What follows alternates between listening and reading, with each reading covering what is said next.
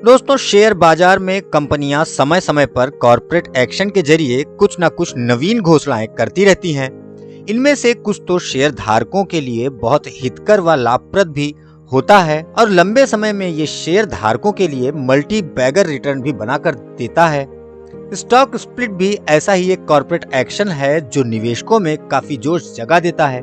तो आज के इस वीडियो में हम यह जानेंगे कि आखिर ये स्टॉक स्प्लिट होता क्या है, कौन सी ऐसी परिस्थितियां होती हैं जब कंपनियां स्टॉक स्प्लिट लेकर आती हैं, इसका प्रभाव कंपनी पर और साथ साथ शेयर धारकों पर क्या पड़ता है। साथ ही हम यह जानने का भी प्रयास करेंगे कि स्टॉक स्प्लिट बोनस से कैसे अलग होता है और रिवर्स स्टॉक स्प्लिट क्या होता है। लेकिन दोस्तों, वीडियो में आगे बढ़ने से पहले आपसे एक छोटा सा निवेदन करना चाहेंगे कि अगर आपको ये वीडियो पसंद आता है, चीजें समझ में आती हैं, तो आप वीडियो को लाइक जरूर करें, जिससे यूट्यूब ये समझेगा कि वीडियो काफी अच्छा है और ज्यादा से ज्यादा लोगों तक इसकी पहुंच को बढ़ाएगा।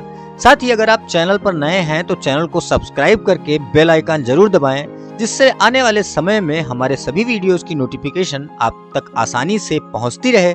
नमस्कार दोस्तों, आपका बहुत बहुत स्वागत है आपके अपने चैनल देसी इन्वेस्टर्स में। दोस्तों, अगर आप स्टॉक मार्केट में नए हैं और निवेश करना चाहते हैं तो हम आपके लिए लेकर आए हैं देश के बड़े बड़े डीमैट अकाउंट का लिंक जो डिस्क्रिप्शन बॉक्स में दिया हुआ है। इसमें से एंजल वन में तो खाता खुलवाना बिल्कुल फ्री है, लिंक डिस्क्रिप्शन बॉक्स में है। अगर आप चाहें तो वहां से अपना खाता खोल सकते हैं। दोस्तों, स्प्लिट का हिंदी अर्थ होता है विभाजित करना, और वो भी बराबर भाग में। दोस्तों, जैसे मान लीजिए कि आपके पास एक रोटी है, आप उसको तोड़ के उसके भाग कर रहे हैं, चाहे 2 भाग में बांट दीजिए या 5 भाग में बांट दीजिए, लेकिन रहेगी वो एक ही रोटी। उसी प्रकार शेयर के मामले में भी एक शेयर को तोड़कर कई टुकड़ों में विभाजित किया जाता है, जिसे हम स्टॉक स्प्लिट समझते हैं।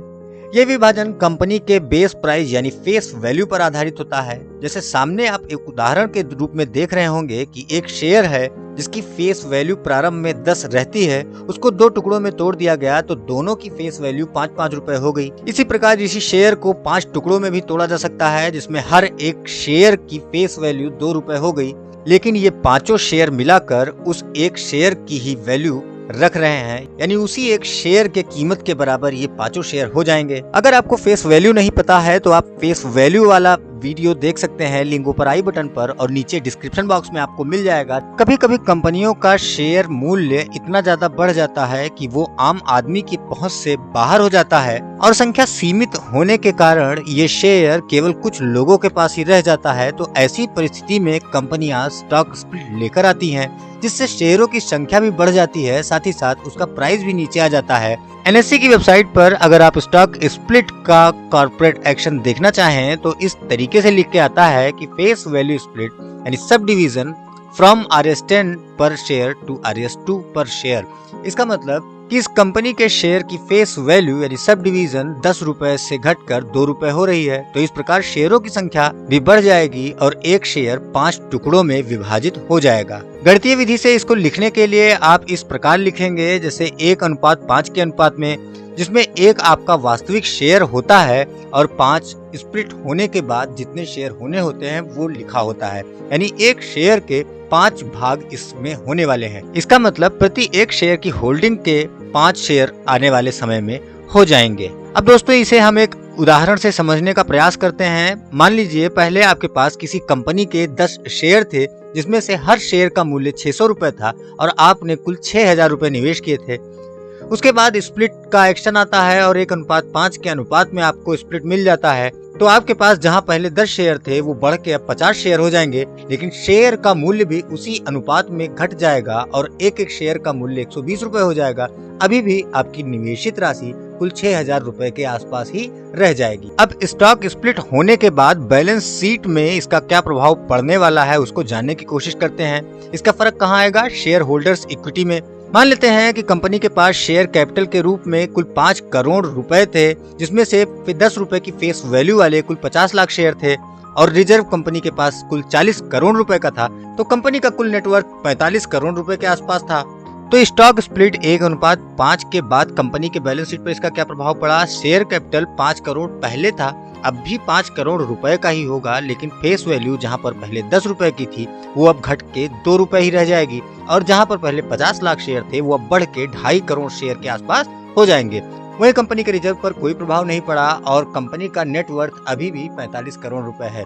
बोनस के केस में हमने ये देखा था कि कंपनी का शेयर कैपिटल कुल बढ़ गया था और वो पैसा रिजर्व से आकर शेयर कैपिटल में जुड़ गया था, लेकिन यहाँ पर ऐसा नहीं हुआ है। कंपनी का शेयर कैपिटल भी वही है, रिजर्व भी वही है, कुल योग भी वही है।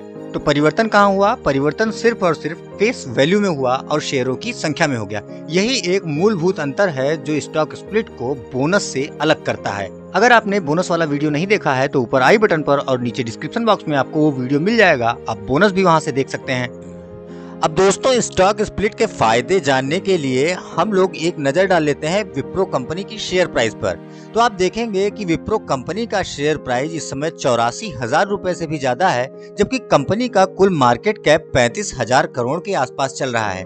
वहीं अगर हम एक नजर डालें इन्फोसिस लिमिटेड की, तो इस कंपनी का शेयर प्राइस इस समय 1400 रुपए के आसपास है, जबकि मार्केट कैप 6 लाख करोड़ से भी ज्यादा है। तो मार्केट कैप देखने से ये आप आसानी से अंदाजा लगा सकते हैं कि एमआरएफ लिमिटेड से इन्फोसिस काफी बड़ी कंपनी है। और जिस प्रकार इन्फोसिस ने आज तक स्प्लिट और बोनस का अच्छा खासा रिकॉर्ड बनाया है और कई बार अपने निवेशकों को बोनस और स्प्लिट का तोहफा दिया है, उस वजह से कंपनी का प्राइस आज भी 1461 रुपए के आसपास चल रहा है, जबकि एमआरएफ ने आज तक कोई भी स्प्लिट नहीं दिया, जिसका नतीजा है कि इस कंपनी का शेयर प्राइस 84,000 रुपए से भी ज्यादा है, जो एक आम निवेशक के पहुंच से बहुत बाहर है। और स्प्लिट न होने की वजह से इस कंपनी के फ्री फ्लोट शेयर भी काफी कम संख्या में है, जिससे कभी भी आप अगर इसमें ट्रेडिंग वॉल्यूम देखेंगे तो हमेशा आपको कम ही दिखाई देने वाला है। तो कुल मिलाकर स्टॉक स्प्लिट से कंपनी के शेयरों का मूल्य घट जाता है और उनकी संख्या बढ़ जाती है, जिससे कंपनी के शेयरों में तरलता आ जाती है और ये तरलता मदद करती है कंपनी में ज्यादा ट्रेडिंग होने के, जो शेयर के रेट बढ़ाने के लिए काफी प्रभावी होता है। लंबी अवधि में स्टॉक स्प्लिट निवेशकों को मल्टी बैगर रिटर्न देने में सहायता करता है।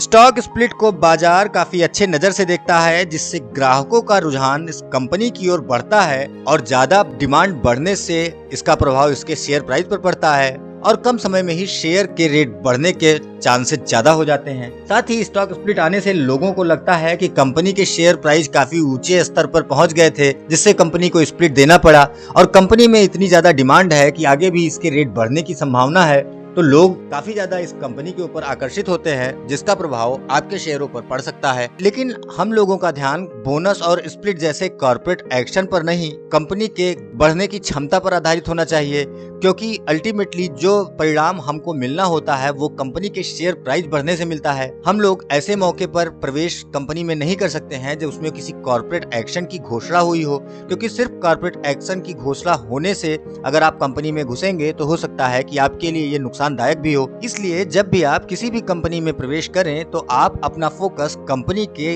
बढ़ने की क्षमता को देखकर करें, न कि किसी भी कॉर्पोरेट एक्शन के जरिए। हर कॉर्पोरेट एक्शन की तरह इसमें भी एक्स डेट और रिकॉर्ड डेट का कॉन्सेप्ट होता है। एक्स डेट वो तारीख होती है जिससे पहले आपको शेयर खरीद लेना होता है और रिकॉर्ड डेट वो तारीख होती है जिसमें आपके डीमैट अकाउंट से कंपनी चेक करती है कि किसके पास मेरी कंपनी के शेयर हैं और उनको इसका फायदा दिया जाना है।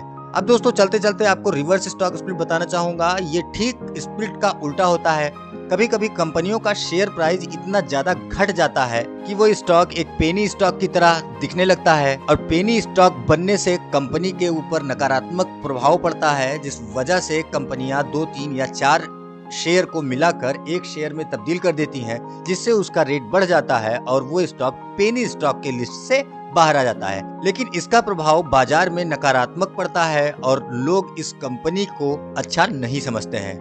बाकी अगर स्टॉक स्प्लिट के बारे में कुछ और जानना चाहते हैं तो आप हमें कमेंट में जरूर बताएं। वीडियो अगर पसंद आए तो वीडियो को लाइक और शेयर जरूर करें। मिलते हैं किसी और वीडियो में। नमस्कार।